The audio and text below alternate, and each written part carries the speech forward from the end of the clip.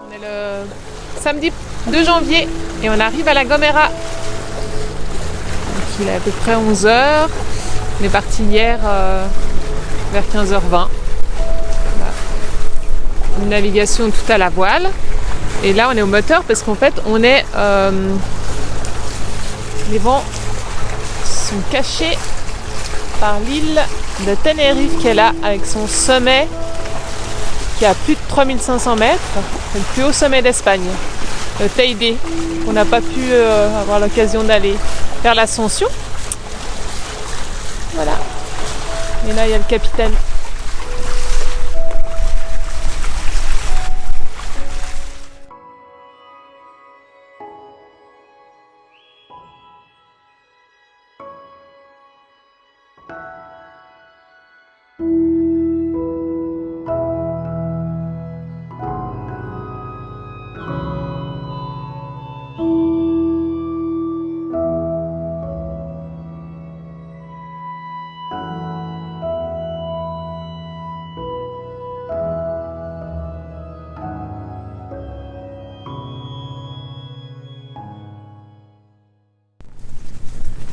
Ça y est, donc on est à La Gomera, on est le dimanche 3 janvier et on part faire une petite excursion, enfin une petite rando.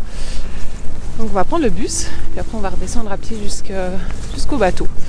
Bon, le temps n'est pas avec nous, il y a déjà la pluie qui arrive, la dépression qui nous fait qu'on reste ici aux Canaries, qu'on ne peut pas aller au Cap-Vert. Mais bon, on va essayer de profiter quand même de cette belle île, apparemment elle est super belle. Et de nos souvenirs d'il y a 10 ans, elle est effectivement superbe. Donc voilà, comme d'hab, on vous prend avec. Ça y est, on est arrivé où on voulait, à la Degolada de Pereza. Donc on a pris le bus depuis San Sebastián de La Gomera, 2 € par adulte. Et puis bon, c'est pas hyper dégagé, hein. Il pleut, mais on doit être à peu près à 900 mètres d'altitude. Et on va prendre un chemin de randonnée. 4 heures de marche nous attend avec un dénivelé négatif de 900 mètres.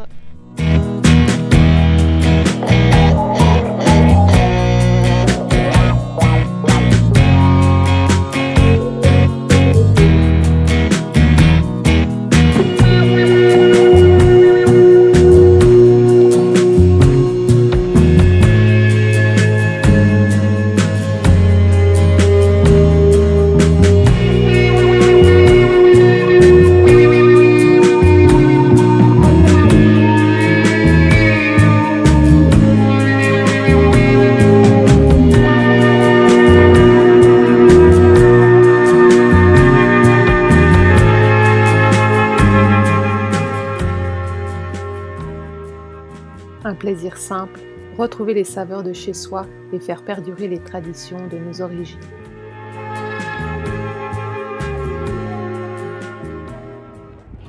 On profite de la seule journée de beau de la semaine pour louer une voiture et visiter une partie de l'île. Demain, il y a la dépression qui est là, donc on aura du vent et de la pluie. Donc profitons-en.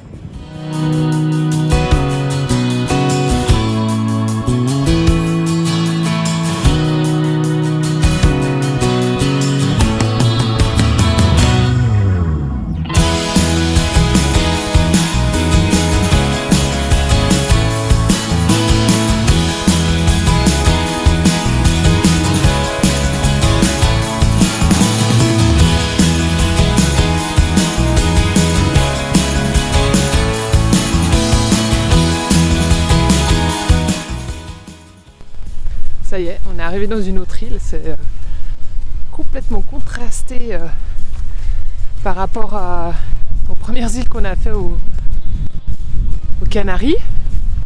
C'est hyper humide Il y a du verre de partout, de la mousse.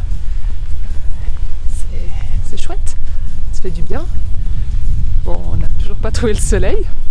Je pense qu'on l'aura de l'autre côté de l'Atlantique. Pour l'instant, on profite de ces belles découvertes. Ça fait vraiment du bien. Ça froid, Patrice? Non, pas du tout. Il fait 10 degrés, tout va bien.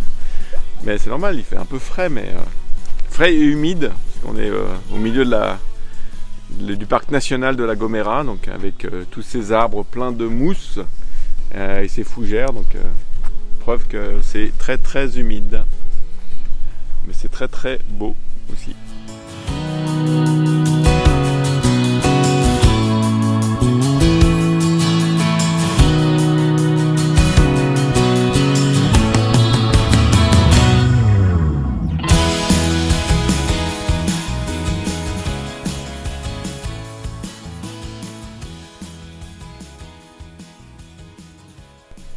Les enfants autistes et les adultes aussi d'ailleurs, ils ont un besoin sensoriel différent des neurotypiques.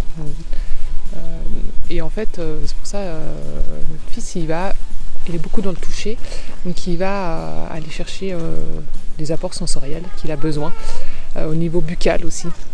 Donc voilà, c'est pour ça qu'il touche à beaucoup de choses. Et puis là, il s'est trouvé une petite sensation agréable avec les fougères. Donc, c'est chouette de trouver ça dans la nature et de pouvoir apporter ça. C'est vrai que c'est une période un peu plus compliquée. Ouais, ils font un peu de bruit, un peu de nature, hein. Et ils peuvent s'exprimer comme ils veulent. Donc c'est une période un peu plus difficile. Et comme on va faire 7 jours de navigation, on espère réguler ça un petit peu avant de pouvoir partir.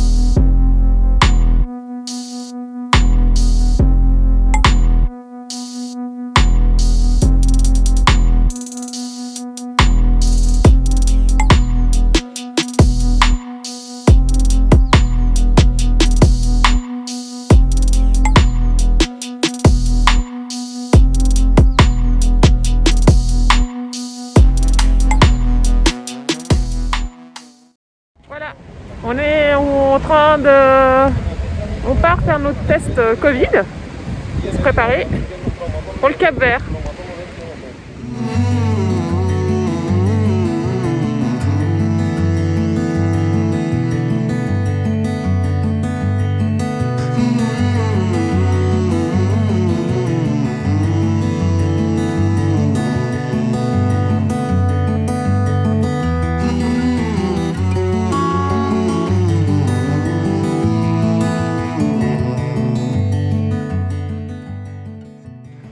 On est où là? J'ai la larme à l'œil.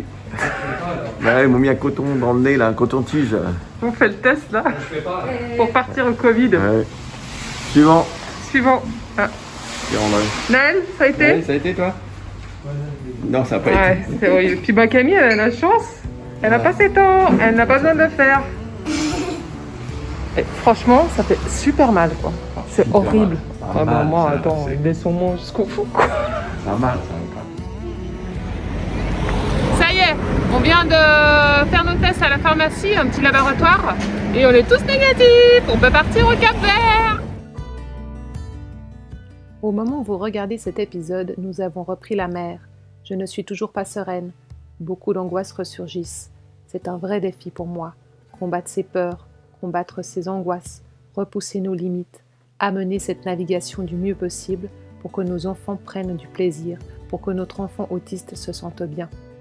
On se bat pour cela, pour porter ce projet, ce rêve, ce défi familial et bien plus de l'autre côté de l'Atlantique, où la chaleur nous réconfortera de tous nos efforts, nous rechargera de toute l'énergie déployée et nous enveloppera pour être simplement bien tous les quatre à bord de Niue. En réalisant votre rêve, vous accédez à un épanouissement de soi, mais ne vous attendez pas à fuir vos difficultés.